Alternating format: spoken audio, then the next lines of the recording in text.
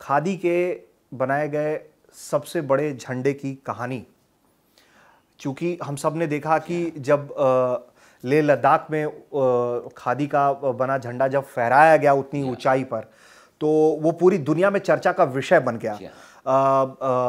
इससे जुड़ी हुई, चूंकि बिपिन रावत साहब नहीं रहे, लेकिन बिपिन रावत साहब का भी किस्सा इससे जुड़ा हुआ है।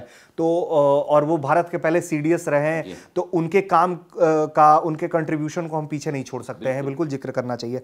तो उसकी सर कहानी क्या रही है, कैसे हुआ कि हमें इतना बड़ा झंडा बनाना चाहिए, फिर ये कैसे कोई सोच सकता है कि ये जो झंडा है वो जाके लेह लद्दाख में उतनी ऊंचाई पर, जहां सांस लेना मुश्किल हो जाता है, उस हाइट पर उतना भारी झंडा लोग लेकर गए, हमारे जवान, हमने वो तस्वीरें देखी। तो उसकी कहानी क्या है?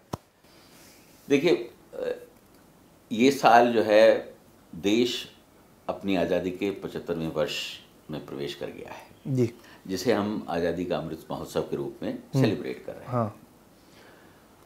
ये प्रधानमंत्री जी की सोच थी कि इस सेलिब्रेशन में कुछ खादी का एक ऐसा प्रोडक्ट जो है देश और दुनिया के सामने आए, जिससे कि ये मालूम पड़े कि जो खादी, जिसने आज़ादी के पहले भी एक बहुत बड़ा रोल अदा किया था, वो आज़ादी के बाद भी जो है एक पहचान बन के सामने आया है।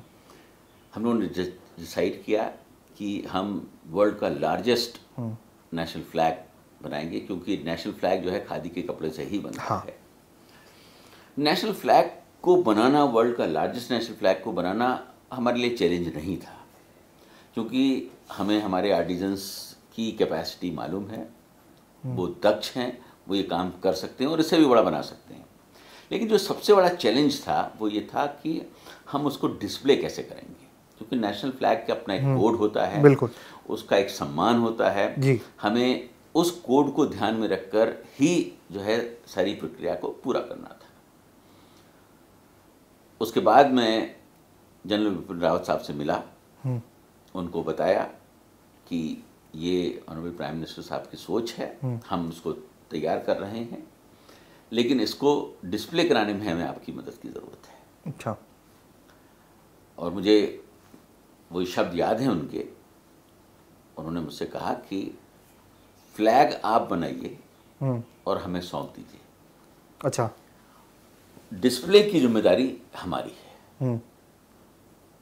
अब आप मुझे बताएं कि आप कब तक बना के दे सकते हैं, और हम ये कोशिश करेंगे जो हमारा आर्मी डे है जी, नेवी डे है, एयरफोर्स डे है, उन सब में इसको डिस्प्ले किया जाए, और 2 अक्टूबर को भी जो है इसका डिस्प्ले हुआ। मैं ये कहूँगा आपसे कि हमारे जो आर्टिजन्स थे वो बिल्कुल फौजियों के तरीके से काम पर लग गए, और उन्होंने 20 सितंबर तक जो है फ्लैग को बना दिया जी। और बॉम्बे में हम लोगों ने आर्मी को उसको हैंडओवर कर दिया, और पहला डिस्प्ले लेह में जी उसका हुआ, जो वास्तव में एक ऐतिहासिक घटना थी। जी, बिल्कुल।